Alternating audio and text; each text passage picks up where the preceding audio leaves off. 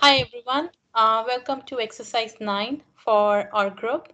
And the team members are Devi, Gopika, David, Priyanka, and Saurabh. So, we all know that Valentine's Day is a time when people spend a lot of money to express love to their loved ones. And for as a part of first scenario we had to show how we can tell which particular segment people will be spending more money on and which segment a merchant should start exploring or start investing in order to get more sales. So from the given graph you can see based on the data from 2017, people are majorly spending money on gift on jewelries and evening out. However, there are small segments for flowers, gifts, candy, clothing, and greeting cards. So, based on our analysis, a merchant should invest more on a jewelry and maybe coming up with an evening out plans for people so that they can buy that from merchant side. However, a merchant can have an average investment on flowers, candy, clothing, greeting cards, and gift items. Moving to the next one, here this particular graph actually tells which particular segment people are investing more money during Valentine's Day. So as you can see, there's a big giant bubble for significant other spouse. So people are majorly spending money on Valentine's Day to express love towards their spouse or their significant others. However, Valentine's Day is not only about a significant others. There are several other categories which you can see from the graph, where people express love towards their other family members, maybe parents, children, or friends, and sometimes pets as well. Now, the next few slides will be presented by my other team members, so I'll hand over to that person. Thank you, Priyanka. So I will continue more details from Priyanka's slide before. So as Priyanka mentioned before, that most people they're spending money more to the significant others and then other family member. So like we can see from the charts, like from 2007 until 2016, it's like increased very significantly, like from 2010. So 90% of people they were like buying items for their spouse, and 55% usually for the family members. And then if we put more details on it, like for the items, as Priyanka mentioned again, like most of them, they spend the money for jewelry with the average spend like 33.11. And then the percentage buying is 1990%. And then the evening out is, the average spend is 33.46. And the percent buy is 30%. So from here, we can see like for jewelry is like decreasing, and then for evening out is increasing from 2015 to 2016. So we can tell from here like people start to swift for like an experience rather than for items like jewelry. So from this we can get some more idea, like we make a collaboration with some restaurant or any like hotels to sell a gift card, a special price or special event just for Valentine's Day, so we can mark up all of the sale for us and for them as well. Oh, sorry. And then for another details, like there's like four different categories of gift that stand out usually that people buy for Valentine's Day. So you can see like greeting cards, candy, flowers, and evening out. However, for candy, greeting cards, and flowers slightly going down from 2015 to 2016, but the evening out is going increase. So we can stock up like four of different items more. and like maybe more focus on the like the gift voucher for the evening out. So for the next slide will be presented from our friends.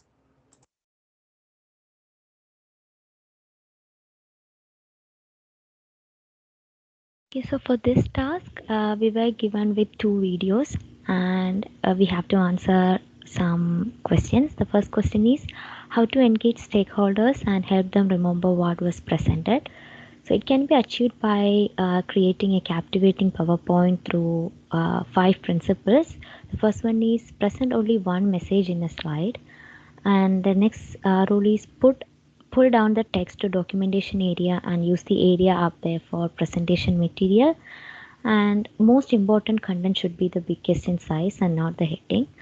Use contrast to get the focus on what is presenting and avoid white backgrounds, prefer dark ones, and do not include more than 6 objects in a slide. Moving to next slide. The next question is what different styles speakers can have. So there are mainly four styles speakers can have. The first one is motivator style of speaking, which is characterized by fast-paced, intense and strong voice and choppy gestures. Commander style of speaking, used when talking about an issue of grave importance or of sensitive nature, and it's characterized by slowing down the voice, lowering the pitch, and making smooth and controlled gestures. Next one is entertainer style of speaking, which is characterized by animated facial expressions, loose gestures, higher pitch, and willingness to move around the space more freely. The fourth one is facilitator style of speaking, which is about less about talking and more about listening, and it creates a chance for the audience to collaborate with the presenter. And it's characterized by softer tunes and gestures, speaking more slowly and having warmth in voice and facial expressions of the presenter. Moving to next slide. Third question is how visuals and body language are used and how to use them together.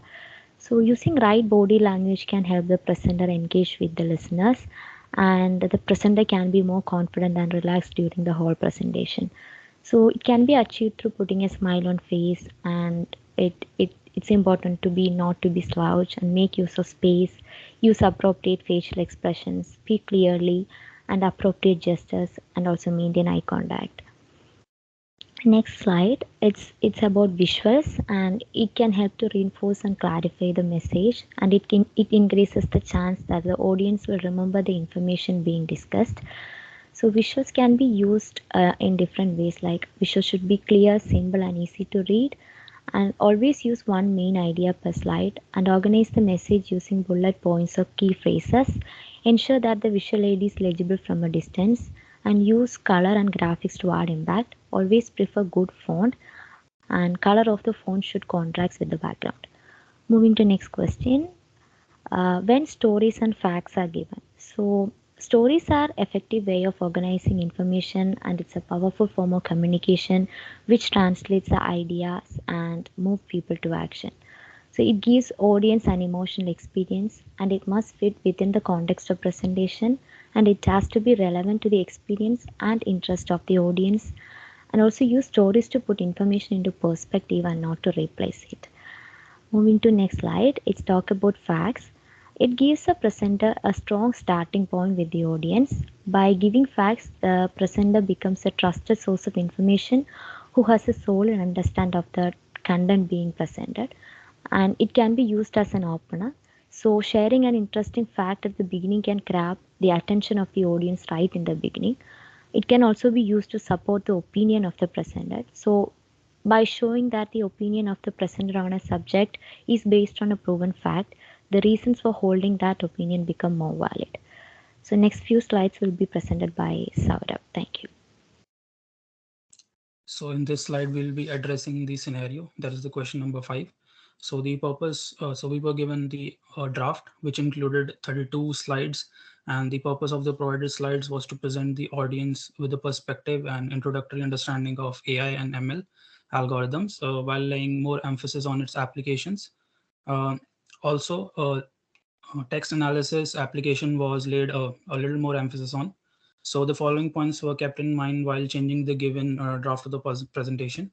So each slide must have a distinct main topic to convey.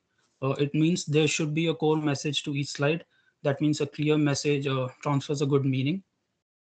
Second, at all times, overcrowding of the point and the visuals employed must be avoided. It means that padding between headings, subheadings, bullet points should be enough to avoid overlapping. Avoiding changing the theme of the general tone. It means to avoid the changing tone of the PPT. That means the base color was kept at original. The references to each applications must be properly oriented.